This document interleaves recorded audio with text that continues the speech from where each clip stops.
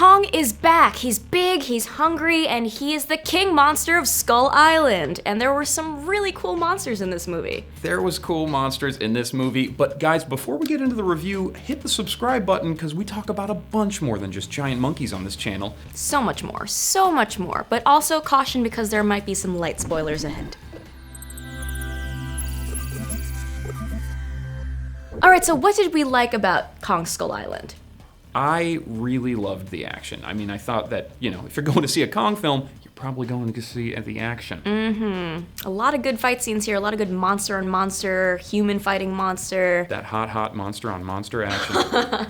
So hot right now, those big monsters fighting on screen. Giant monster films are called kaiju films. That's right, and the kaiju are incredible in this movie. They're so well designed, they're just really, really cool. I loved them. I loved them so darn much. Yeah. Oh man, what was your favorite? Let me see. I was gonna ask you the same thing. I'm sorry. I think the scariest one was the big spider. There was a giant spider. Oh my gosh, not gonna mess with that. For that scene, you guys, worst ever. Awesome. Really bad. Brutal. The main baddies are they're less intimidating than you would think, but they're pretty awesome. Like. That's true. Just because they're lacking back legs, it kind of took it out of it for me. I was like, okay, so they're slightly less well off than the monkey, but it's fine. It's fine. They're very scary, and their teeth are horrendous. Yeah. I'm also really big into the scenery in this movie. Just like, God, it was gorgeous. Like, they filmed this in Hawaii and Vietnam and just all over the world, and just the island itself looked incredible. They went to real locations here, so you can really tell that in this film. It's fantastic. There was a ton of references, though, in this film. You actually were pointing them out while we were watching it, so just go through it. What anime references did you see in this? There's so much anime in this movie. The shot of Kong being revealed when they have the choppers coming in, and then there's just a big sun behind him. That is a straight-up shot from Evangelion 2.0.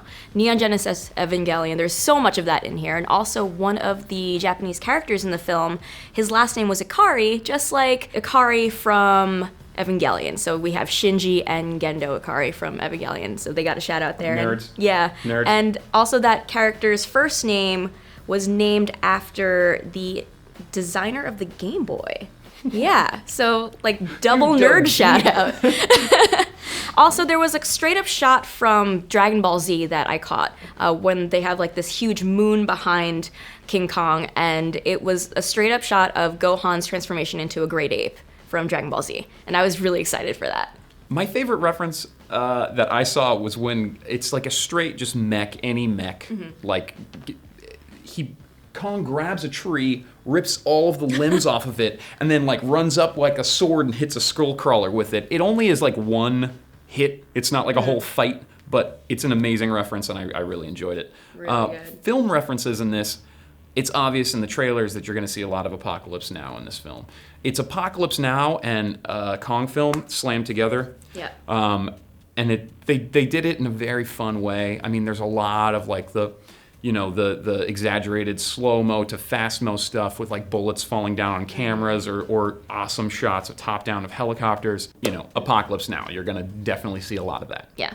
Also, we already mentioned this in the 5 Things to Know About the Kong Skull Island video that Screenplay did, but there were video, by the way. Go watch it. Please. Go watch that Screenplay video right now. Really good. Good information, and also I just wanted to reiterate how much Miyazaki is in this movie. There's so much like Studio Ghibli inspired monsters in this. Like there's a monster that's straight up out of Princess Mononoke. It's just like the same one. I was just like, this is obviously cute water buffalo, giant water buffalo with big horns. I was like, that's straight out of Princess Mononoke, and I love it. So what did we not like about this movie? Yeah, all the visuals, everything that was cool didn't save the film, and for me, it was definitely the lack of depth with the characters. While the actors are fantastic. I mean, we have, John C. Reilly, Samuel L. Jackson, everybody in the movie was awesome, but they had no time or way in the script to say, like, hey guys, I'm more than just this uniform, or